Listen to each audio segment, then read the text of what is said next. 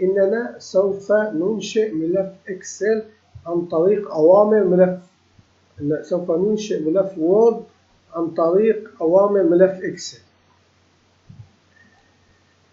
لدينا 3 ملفات 201 201 شخطة 2 201 شخطة 3.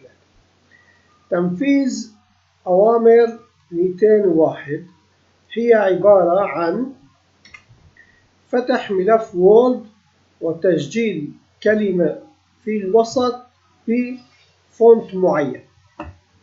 إغلاق هذا الملف لنرى ما هو البرمجة يوجد متغير ليفتح ملف وورد، ويوجد متغير ثاني ليأخذ رقم، ويوجد متغير للتحكم بملف وورد.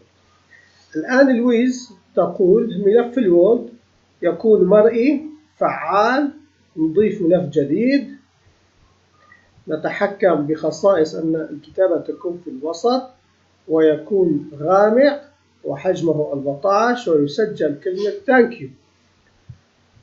تنفذ اللون الغامق وينفذ الفونت إلى حجم 11 في السطر التالي إلى أن نصل إلى نهاية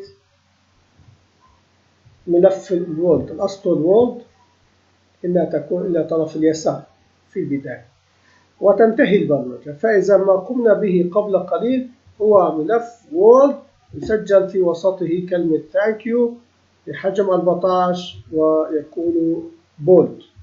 أما البرمجة الموجودة ب 201 شخطة 2 مختلفة قليلا عن البرمجة التي رأيناها قبل قليل. الفرق بينها جميع هذه الأسطر متشابهة إلى أن نصل هنا، حيث أنه يأخذ ما هو موجود في ملف الإكسل، المجال كله مكتوب، ينسخه ويلصقه في ملف الوورد الجديد. هذه الخطوة الأولى. أما الخطوة الثانية هو يحفظ باسم ملف الوورد بنفس الامتداد ونفس المستخدم وبمكان ديسكتوب ضمن مجلد MDR. يتم حفظ بتاريخ اليوم وبتنسيق مع الساعة والثواني على امتداد دوس حديث. يحفظ باسم ويغلق وتنتهي البرمجة وتتفرغ الذاكرة من واجهة ومن إمكانية فتح ملف وورد جديد. لنرى التنفيذ كيف يكون. الآن يتم نسخ، لصق، إغلاق. لم نلاحظ النسخ والإغلاق، إنما لاحظنا تنفيذ الأوامر.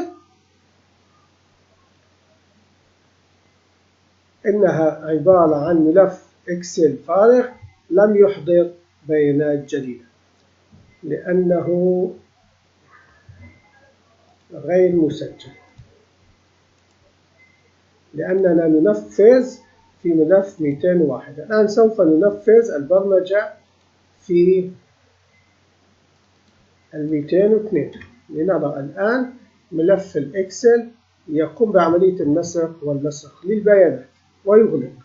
فإذا هذه البيانات القديمة تحذف، الحديثة ظهرت باسم MDR بتاريخ اليوم والتوقيت والثانية، ولها نفس البيانات الموجودة في ملف 201.2.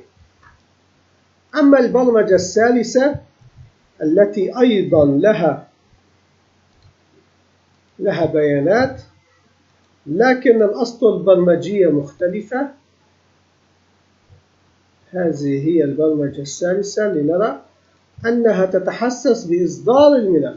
ملف الوورد له إصدار قديم وإصدار جديد. هذه البيانات كلها متشابهة، عملية النسخ واللصق إلى أن نصل إلى هنا.